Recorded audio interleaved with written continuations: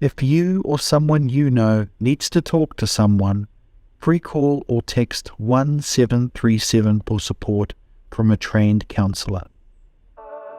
Tēnā koutou, kia tere spate takuingoa, and I'm welcoming you here today to be join us in the We Ōtara podcast. That's where we take our superstars and introduce you to them so that we can learn something of their amazing lives and they get the opportunity to share. So today, meet my good friend and colleague, Amelia Campbell. And do you want to say a few words about what you've got in mind today? Yeah, I just thought I would come and share a wee bit about myself and my mental health journey, and what I'm looking for and the change that I'm creating for the future. Wow. I can't wait. Hold on to your horses. Get that cup of tea.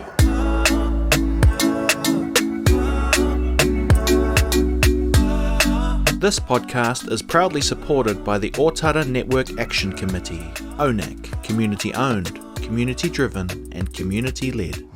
Amelia and I met a long time ago now, and we're going to explore that as part of our conversation. But where I wanted to start was to acknowledge and appreciate that every time you walk into the room here and downstairs into our whole whare here at Ōtara, you bring this amazing wave of energy and well-being and happiness. Thanks. And it's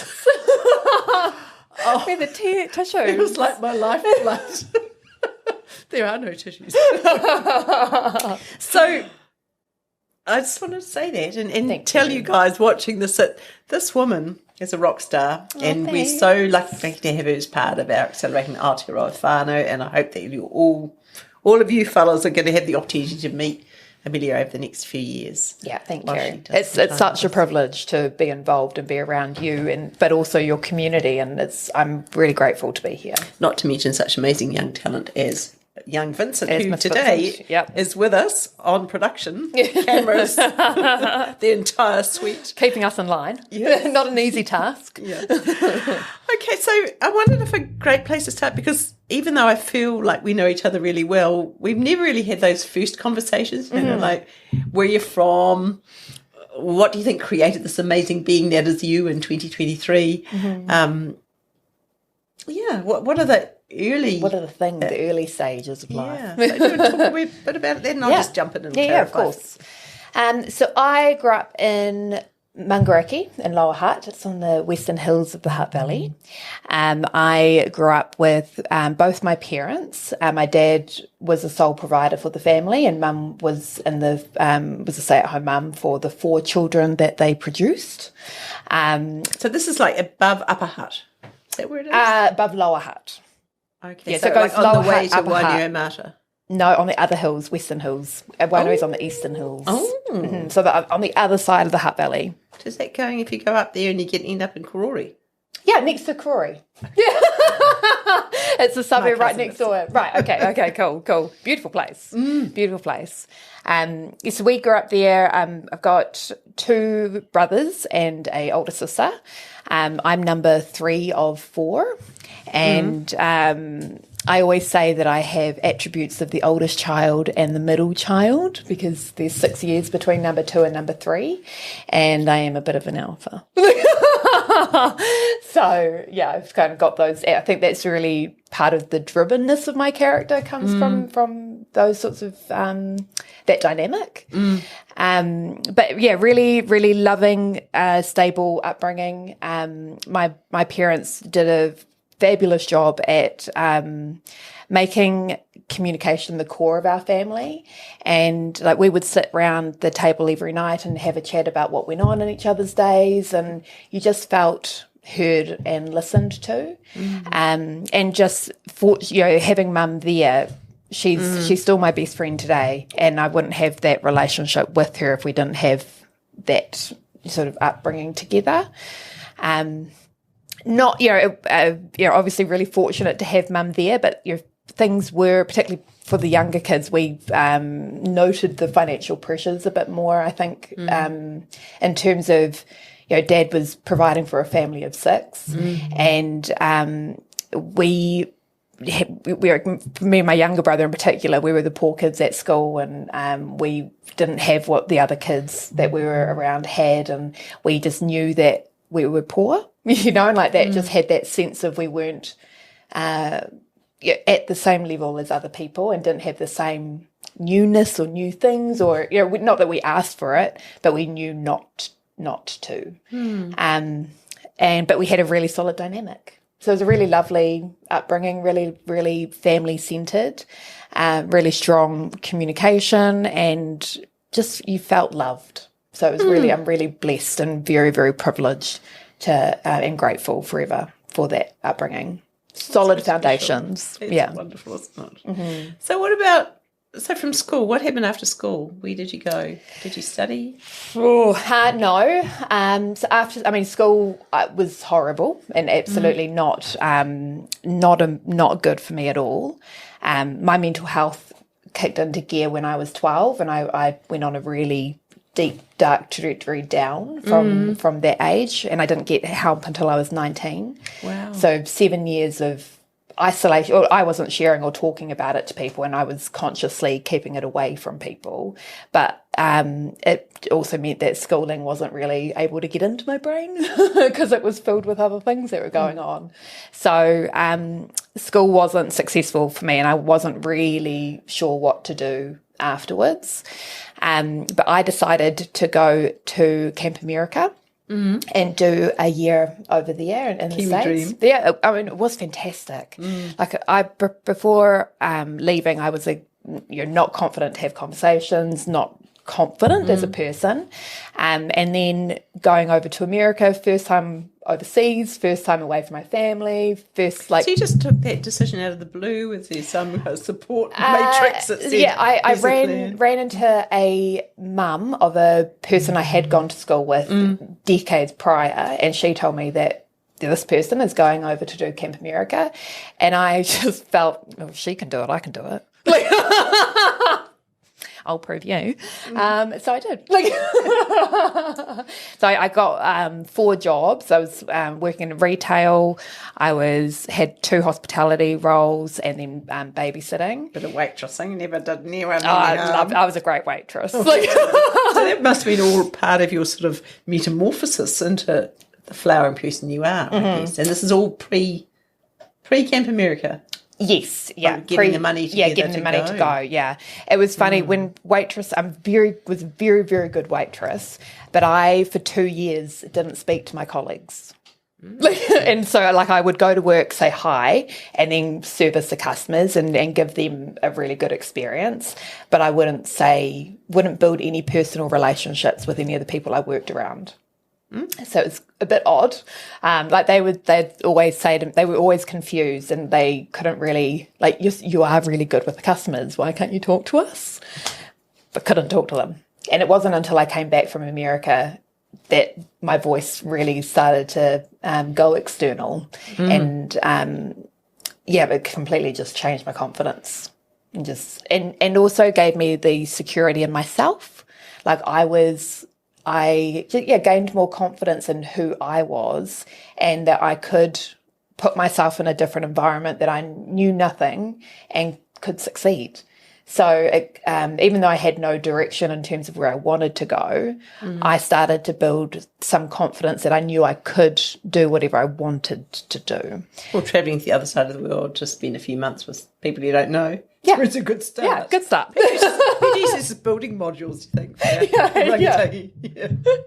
Bit of hospo. Hospo's great. Hospo, you're learning to adapt, you're learning to communicate, you're learning to grin and bear as well, and put up with some disgruntled customers or experiences, and you've still got to show that professionalism.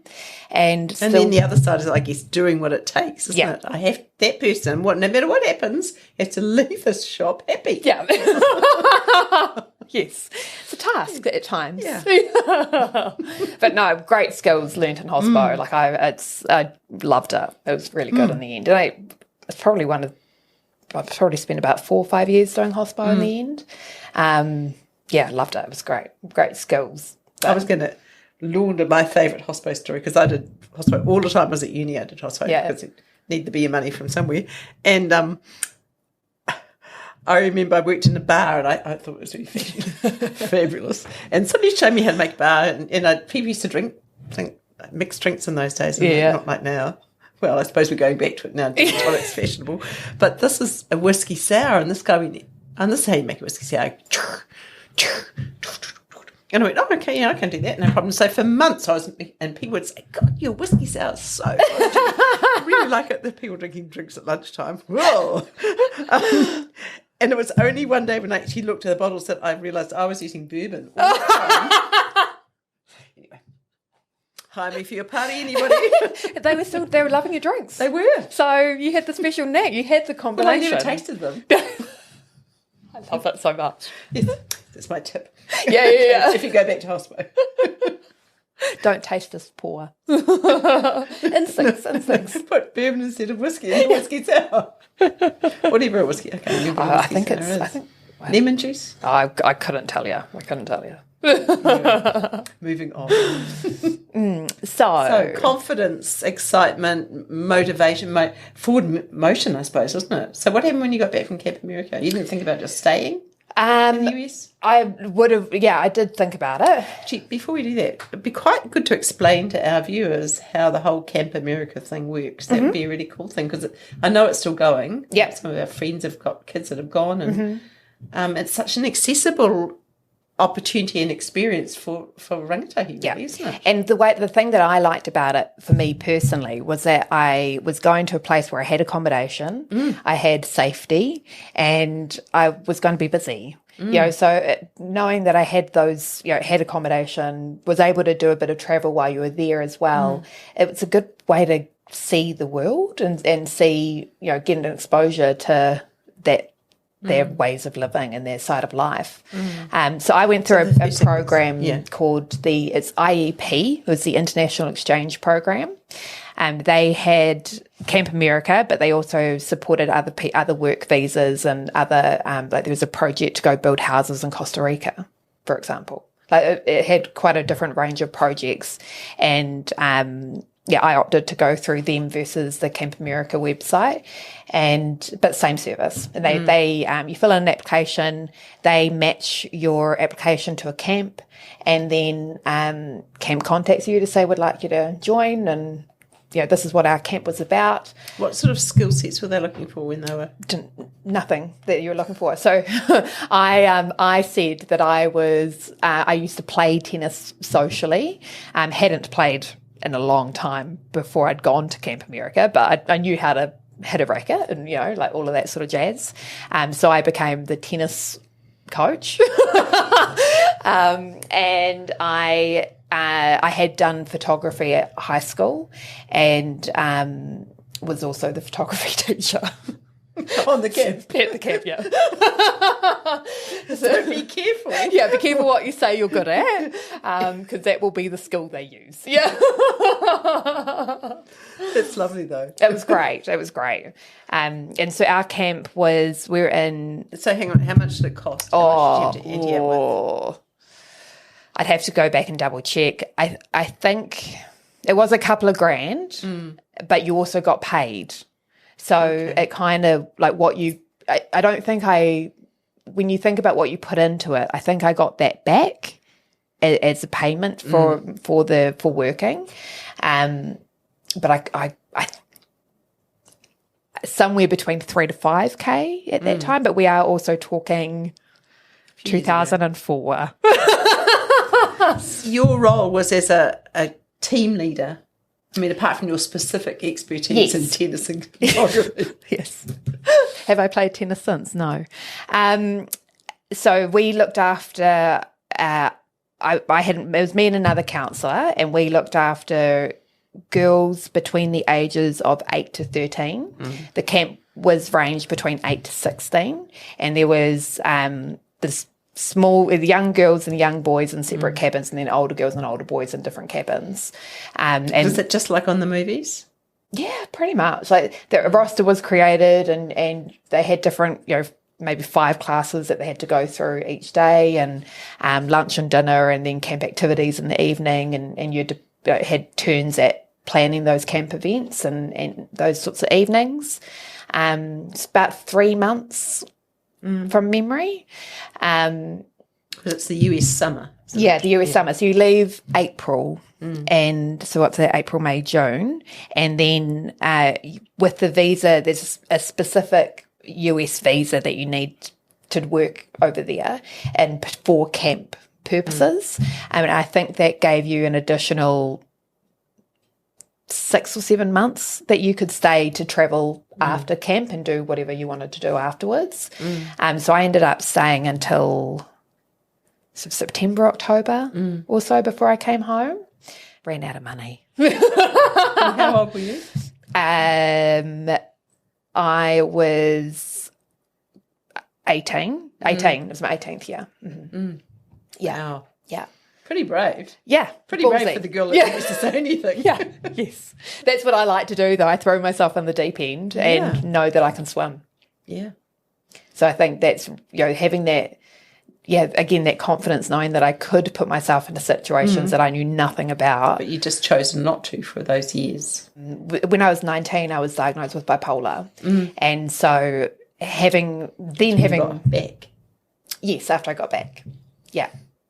There's some stories that go in that time, so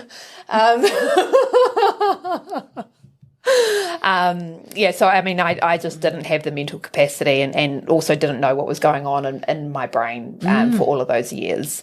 So there was no option for gaining that sort of confidence. So how do you feel about just sharing a bit about the bipolar journey, just so that, because we have bipolar in our family, and I often wonder, I've never had like a check or anything, but I've wondered, where that will surface in my generation, because we haven't seen it yet. But, my grandfather was bipolar and suffered badly before anyone got their head around it. And what a shocking thing. It's intense. It's intense. So I also have a family history of bipolar and severe depression and schizophrenia. And it wasn't until because I was hiding it from my family as well, so they didn't know what I was going through. I didn't know what I was going through, and for me it was a big emphasis on hiding the racing thoughts and hiding the behaviours at home, because when we sat round to the table to share each other's days, such an important time for me, and I didn't want to rock the boat. Didn't want to say, this is what I was thinking, or, during those years I was self-harming and doing other things to feel. And it wasn't until I was 19, I was working in an office-based role, and leading up to this one particular moment, my drinking was out of control. My mind was out of control. And because of my drinking was excessive, and I was diagnosed as being an alcoholic at that time, the filters were getting lower in terms of me being able to hide my behaviour from people. So people were starting to see other things, see things. And at this point, I'd cry whenever I saw a pair of scissors, because instantly I'd go to wanting to start cutting myself. And if I dropped a pen, how hopeless of a human being I was for dropping a pen on the ground. And this crazy messaging. Yeah. All internal. And this one particular day, my printer wasn't printing on a straight line. Real good reason to be angry. So I unplugged the printer, I threw it over my shoulder.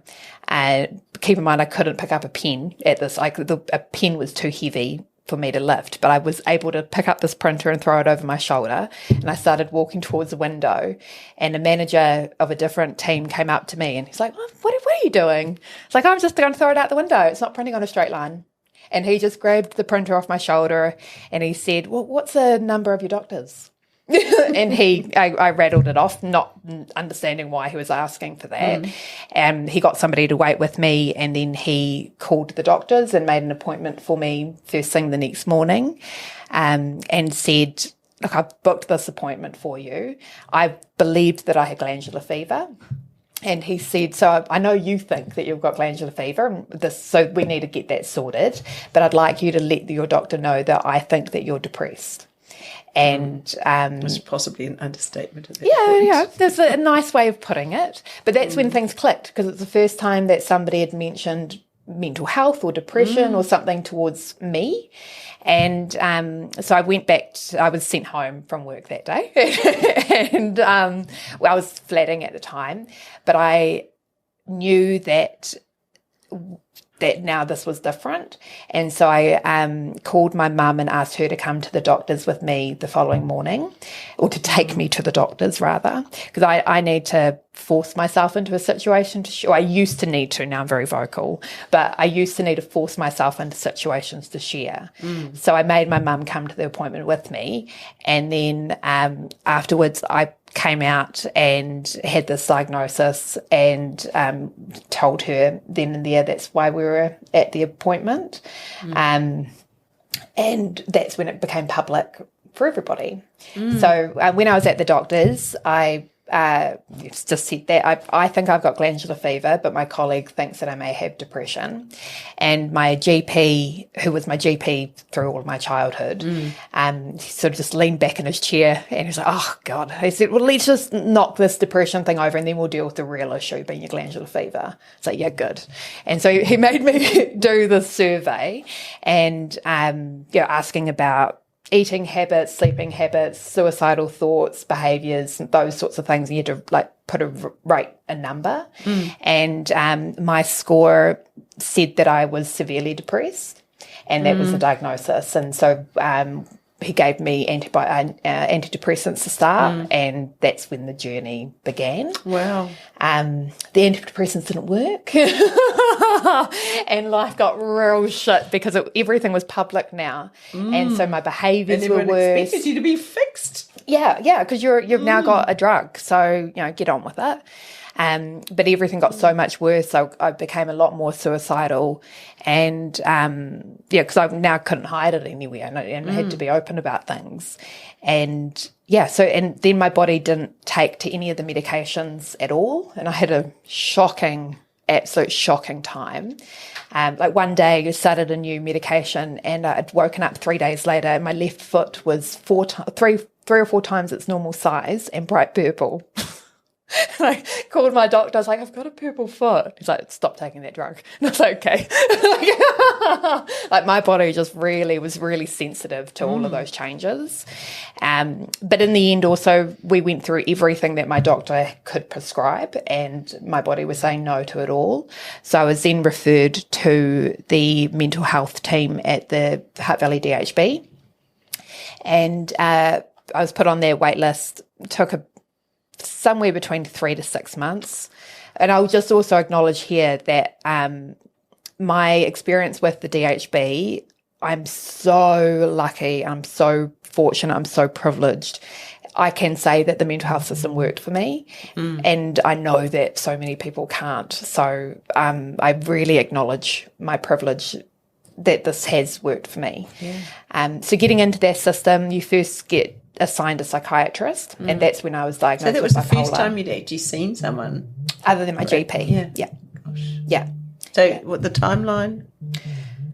19 was when I first went to the doctors, and then in my 19th year I got put to the DHB. Okay, so it wasn't...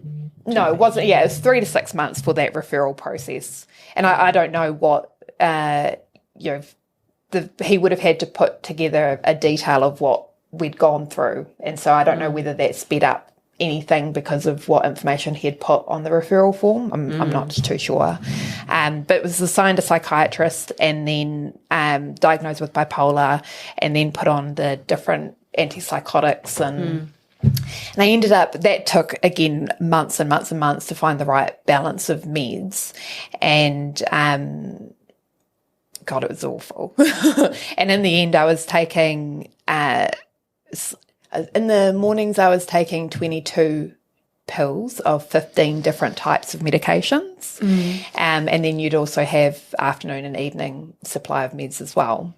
So I was just pumped, and I didn't have any thought. Like, it really just numbed the narrative, the inner voice that I've got, which was good because it allowed me to then go into counselling and not have that noise interact with what I was learning and going through its cognitive behavioural therapy. Did they explain that's what would happen?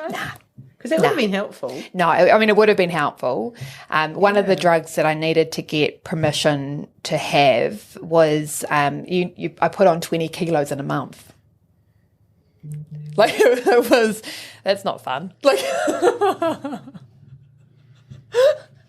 so, you really go, like, but you have to keep going because you will eventually find the right balance. And I'll note now that I'm not on any medications, and I haven't been on any medications for about a decade. And anybody that's listening gives us all something to hang on to. Yeah, you don't. We're going on the journey with you, because it must have felt. I mean, how a 20-year-old goes, oh my goodness, I just put on 20 kilograms. Look, I had Barney's with my psychiatrist to the point, like one day I walked into his office because I had weekly. I was put onto the sickness benefit, and my job was getting better. So I had, when I was fully in the system, I had weekly psychiatrist visits, 2 or 3 counselling sessions a week, alcohol and drug counselling, and I got occupational therapy as well. So I got a wraparound service, but I was there 5 days a week on different appointments and sessions with people. So I got to know the team. But with the one time I walked into the psychiatrist's office and he was like, God, you're looking fat. I was like, what? Like, you know what I'm taking, eh? You know what you put me on, eh? You know I'm 19 and you're telling me that I look fat. Cool, thank you. Like, so good. So good. My self-esteem is just going... Yeah, skyrocketing. I don't need counselling anymore. I'm good to go. Like such a prick. So I made a few complaints, and I was going to say, got a new counsellor at that point. Yeah, I got a new. I did get a new psychiatrist, and then he turned out to be worse. So I just went back to the person I knew because it became too much of a drama. So but when I got the psychologist support, I went through cognitive behavioural therapy, and that's about learning, reframing how you think and reframing the narratives that you're telling yourself. So it really, every thought that I had to question the validity behind it. Like, am I really worthless for dropping a pen? Not really. Like, no, so actually. It's like rewriting the narrative at that point. Yeah, learning how to rewrite the narrative. Such an important massively important. Like, it's life-changing. What the monkey on my back's telling me is not necessarily true. That's the point, isn't it? Yes. And so get rid of that self-talk. Yeah. Proving that self-talk isn't valid, and then reframing the message after that. Wow. So it's a lot of work, a lot of reframing. I've still got my notebooks, and God, when I go through them now, it makes me cry because you just... Oh, it's real. Yeah. So can we dig you out of the psychiatrist's office where we're all lying on the floor sobbing? So eventually they got your meds sorted, and then that began that pathway to some sort of recovery. Yeah. So I guess I want to plonk in the middle of the table is that the Amelia I met, who was radiant, highly successful and talented HR recruitment. Amazing skills that just stood out 100 miles, and I'm going... Thank you. I think you're in the wrong job. Yeah. I think you said that multiple times, yeah. but just able to cope with anything. So can you get us into that point? Can you get us into the recruitment office from where you quietened the monkey on your back? So I got into recruitment because, most people get into recruitment as a fallback kind of role. I strategically chose to get into recruitment because... So at this time you're feeling better. Have you had any jobs after you've... Oh, I mean, we're talking 5-6 years later. Yeah. So in that, what happened? Can we have a... It's a snapshot of the 5-6 years. Yeah. So got into an abusive relationship. Yes. Yeah, really good. He didn't like that I was on any medication that controlled my mind. So he made me come off all my medications and not consult with the doctor through that process either. So when we separated, I'm now 25, I think. I relapsed again because, there were some external factors that were going on in life that were stressful, but I was fully sober. I was not on any medications. I was not on using any other substances to help with anything, and my mind was certainly not ready for that at that point. And I had a big, quick relapse, deep dive into being really depressed and suicidal again. I was really fixated on jumping in front of a bus and that being the way that I died. And it was not safe. Went quickly into a not safe place. I was in a different relationship at that point, and this person, he would try and get me to talk and try and get me to open up about things, and I just flat out said no, and would say to him, because I'm aware that this is now happening for me, I'm aware that I was not eating, and I'd start controlling other things, and I'd say, I know that I'm doing this, but because I know I'm doing it, it's not a problem, and it's certainly not your problem. So that relationship ended, but what he did, and I will be grateful for this forever, is that he contacted a psychologist of a friend that he was seeing, and it was a free service for Māori through whānau ora, and he had called this psychologist and had a chat to him about what he was observing in me and a bit of my background, and then he called me and he said, I've found this person, I've had a chat to him and shared some experiences with him. He does have the capacity to see you. You've just got to give him a call if you'd like to. So in those situations, I'm good at giving them a call. And I met this amazing psychologist, and he taught me, the first lot of counselling I had was around reframing my thoughts. The second lot of counselling I had was around self-respect, taking accountability, taking some ownership for myself. He turned me wanting to jump in front of the bus to become the driver of the bus and make that the narrative for myself so that I'm in charge of where I want to go. And completely changed my self-worth and just my actions, my everything, just how I did things. And you're top shelf, you're not house spirits, he'd say to me.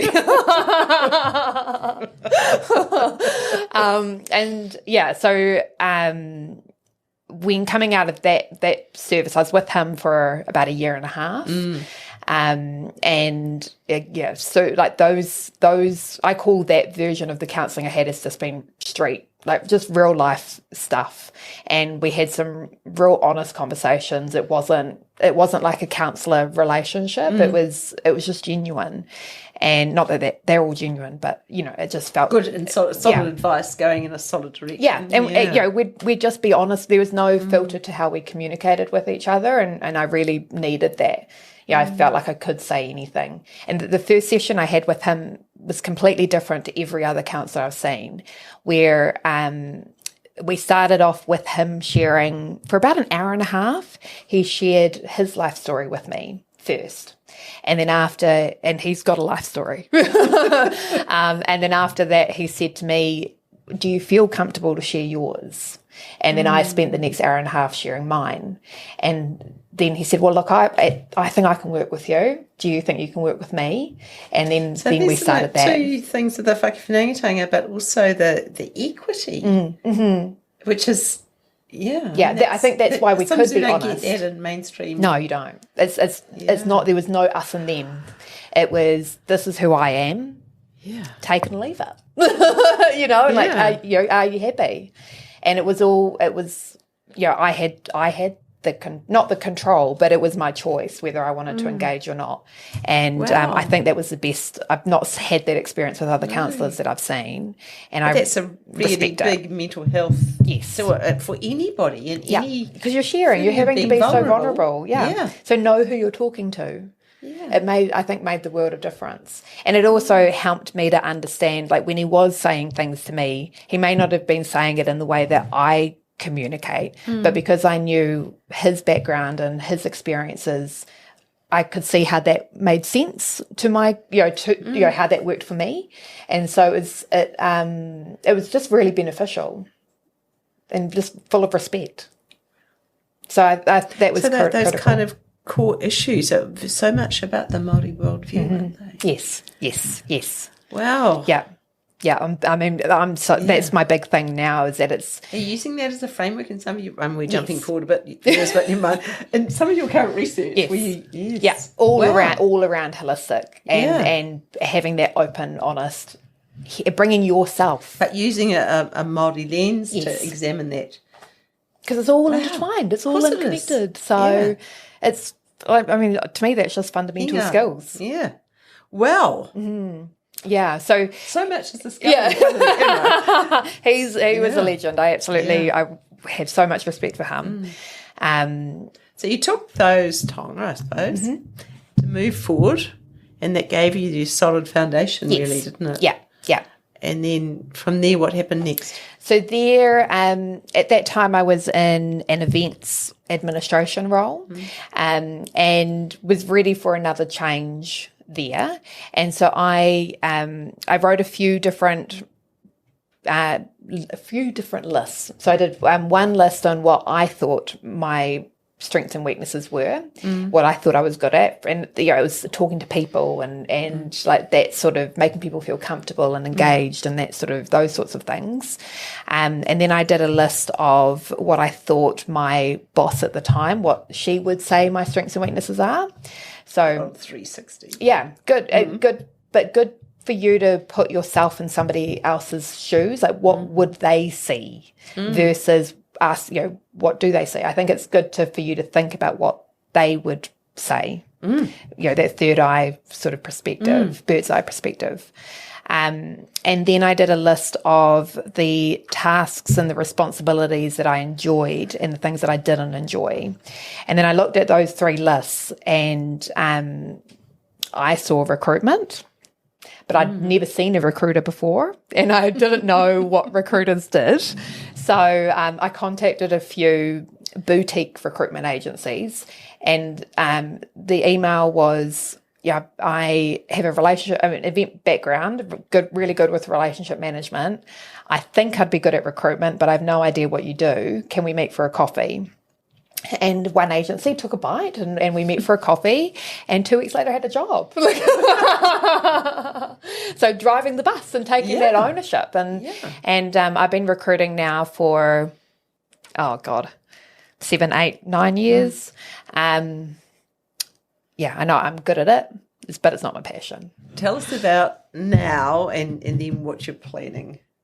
So I'm still recruiting now for a corporate business, and I've got bills to pay, so I can't just smart. I've got to have some income coming through. So recruiting part-time, and then I'm trying to set up a business. Well, I'm setting up a wellbeing initiative that brings whānau into wellbeing for a corporate, asking the whānau what are the wellbeing issues that are going on at home, and then giving them the skills and the tools, like the cognitive behavioural therapy, like what to do, how to help. If you see things that you're not comfortable with, how to have conversations, and create that community from the whānau themselves. And then once wellbeing is more entwined into the home life and dynamic, then we bring the staff member of the company that we're working with and give them the tools as well. But I think support the family and give them the tools so that they can, they are empowered to help their loved one, and empowered to help all of their loved ones in the communities that they live in, but give them the know-how. We don't have tools or tips and tricks and how to be resilient, or how to see your resilience. I think we're all resilient, but whether you see, you may just be living life, but that's actually being resilient, and having that sort of shared camaraderie while supporting well-being and empowerment. Wow. So that's what I want to do. That's what I'm working on. It's amazing, though. So I guess what I'd tell, once again, those who are farsighted enough to know this has been a great podcast to watch, is that we've been lucky enough to convince Amelia to come and be with us at Accelerating Aotearoa for... Well, no, you graciously said yes. Like, you've welcomed me in. You didn't have, there was no arm pulling at all. Like, it was, I'm so grateful I'm so grateful you'll have me. But we are hoping that she'll come and consult with us a few days and be available to our community, because we just know that there are so many people, not just me, so many people that can, will benefit so much from your experience and your skills and your journey. Yeah. And that's what I was hoping that we would show today. We had no idea how the story would come out. But, and I mean, to some idea, that the core elements of what I heard was that, and I think you said that to me the other day too, friends stepping in, people, trusted individuals stepping in and saying, Amelia, I love you so much that I'm going to share with you what I think you should do next. Because sometimes we hold back and don't do that to the people we love. And, somebody else will do it, or they know, or it will make them uncomfortable if I talk about it. Like, that's... We don't need to listen to those voices. I think the most important thing is to have a conversation. And if I'm having a conversation with somebody that I'm concerned about and that I'm approaching out of the blue, I'll say to them, I'll make sure we're at a time where they're not busy or got other things going on, and I'll just say, look, I may be out of place and I may be completely stepping over the line, but I want you to know that I've seen a few things in your behaviours recently and I am starting to get concerned. How are you? Or, is there something I can help with, or is there something going on? And start a conversation from there. Because lots of people, like for me, in my situations, I didn't know that I was being seen. No, because you're so tunneled into like your own life and the things that are going on in your head. I mean, that's survival in itself, just to live each day. And so you're not conscious of actually anything that's happening around you whatsoever. So sometimes you actually need somebody to just step back and say, are you okay? Yeah. What's going on? I've seen a few things that are making me concerned. These are the things I've seen. How are you? It's amazing. So... should we construct a process? So if part of our whānau, our people who have been watching this program want to talk to you, perhaps if they private message the Facebook page. Yep. At any time, and we do read those messages, and we'll put you in touch with Amelia, and she'll come back with a time that she could get together with you. Yeah, perfect. Yeah. I'm happy to help with any job related things, CV support, interview support, how to, like, finding a job is a job in itself. And I have the insight working in the industry, and I know what recruiters want to see. So I'm more than happy to help. And I really believe that it is for you to drive. I'm not there to do the work for you, because I think your CV is something you should feel proud of, and it should be representing you. So, we write it in a way that represents you, and that you can feel proud of who you are and what you can bring to the table. With experience or no experience, you've still got qualities and attributes that employers want. So it's just about highlighting it in a different way, and I'm here to help. That's wonderful. Thank you. You're welcome. I really, really loved that. It was wonderful. And thank you guys for watching this. It's going to be coming to you pretty soon, because Vinny's so fast on the production. It's on to it. So we'll see you soon. Ōtara and friends. Yes. Kia ora.